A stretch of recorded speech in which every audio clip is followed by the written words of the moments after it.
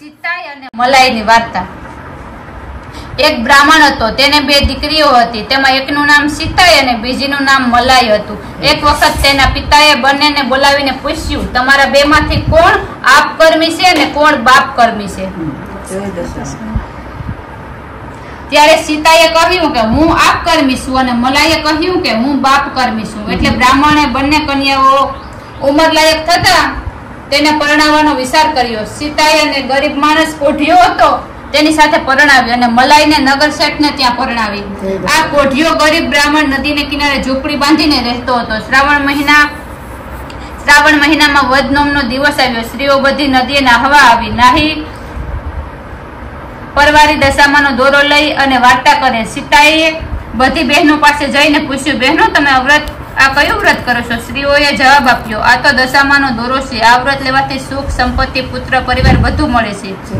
સીતાએ જ્યારે દશામાનું વ્રત કરવાથી લાભ થાય એમ જાણ્યું ત્યારે તેને પણ મનમાં સંકલ્પ કર્યો કે હું પણ દશામાનો દોરો લઈશ। તેણે દશામાનો દોરો લીધો। 9 દિવસ સુધી એકટાણા કર્યા અને રાત્રે દશામાં સપનામાં આવ્યા અને કહ્યું, દીકરી તું સૂતી છે કે જાગે છે? ત્યારે સીતાએ કહ્યું, માં મને ક્યાં સુખની નીંદર આવે? મારે તો આવતીકાલે દોરો ઉજવવો છે અને મારી પાસે તો કાંઈ નથી, ઉજવું કેમ? ત્યારે દશામાં બોલ્યા, દીકરી તારી આ ઝૂંપડી છે તેને ખોજજે, તેના સારે ખૂણા ખોજજે। એક ખૂણે સોનું, બીજે ખૂણે રૂપું, ત્રીજે ખૂણે સંપત્તિ અને ચોથે ખૂણે કંકુનો ડાબલો નીકળશે અને કંકુવાળા જળથી તારા પતિને નવડાવજે, તેથી તેનો કોઢ મટી જશે અને કાયા કંચન વર્ણી થઈ જશે। બીજી બાજુ મલાઈની દશા માઠી હોવાથી દુઃખમાં તેને પોતાની બહેન યાદ આવી। તેણીએ કહ્યું કે ચાલને હું મારી બહેન સીતાઈને મળવા જાઉં। ત્યાં જઈને જોયું તો બહેન તો ઝૂંપડીને બદલે મોટો મહેલ બની ગયું। આ જોઈને મલાઈને ખૂબ આશ્ચર્ય થયું। બંને બહેનો હરખભેર મળી અલખ-મલખની વાતો કરી। મલાઈએ તો પોતાના દુઃખની વાત કરી। સીતા બહેનના દુઃખથી દુઃખી થઈ। પછી સીતાએ બહેનને થોડુંક ધન આપ્યું, બહેનને વિદાય કરી। પણ મલાઈની દશા માઠી હોવાથી ઘરે જતા રસ્તામાં એ ધન અદ્રશ્ય થઈ ગયું। સીતા આ વાતની ખબર પડી એટલે દુઃખ થયું। તેણે કહ્યું, તારા દીકરાને મારા ઘરે મોકલજે, હું દોડો બનાવી દઈશ। મલાઈનો દીકરો ઘરે આવ્યો ત્યારે સીતા ભાણિયાને ખૂબ વાલથી આવકાર આપે। પછી દડામાં સોના મોહરો ભરી દડાને સીવી દીધો। છોકરો તો દડો રસ્તામાં રમતો રમતો જતો હતો અને થયું એવું કે દડો પણ રસ્તામાં અદ્રશ્ય થઈ ગયો અને દડો ફરી પાછો સીતાને ઘરે આવી પડ્યો।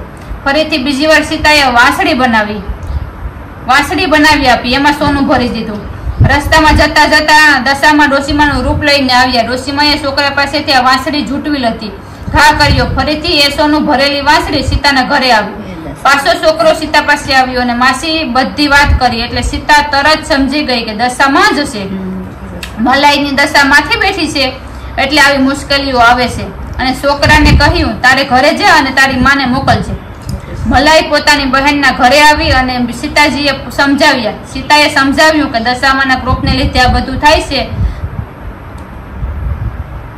દશામાના ક્રોપના લીધે તારી પાસેથી માલ, મતા, ધન બધું ચાલ્યું ગયું છે, માટે તું દશામાનું વ્રત કર।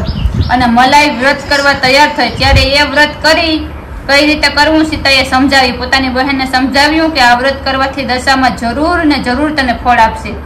એટલે મલાઈએ ભક્તિભાવપૂર્વક આ દશામાનું વ્રત કર્યું અને ઉજવ્યું અને ખરેખર દશામાં તેની ભક્તિભાવથી પ્રસન્ન થયા। જે ધન ચાલ્યું ગયું હતું એ પાછું મળ્યું, એના કરતા પણ વધારે ધન દશામાં આપ્યું। જેવા દશામાં સીતાઈ અને મલાઈને ફળ્યા એવા કથા વાંચનાર, સાંભળનાર બધાને ફળજે।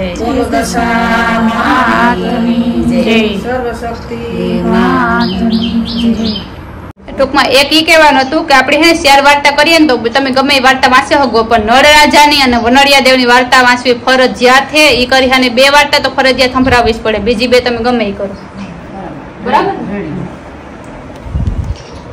તો તમે નળ રાજાની અને વનડિયા દેવની વાર્તા તમારે કરી અને સંભળાવી જો। જો તમારી પાસે બુક ન હોય ને તો અમારી વાર્તા આ ફોનમાંથી સંભળાવી દીજો।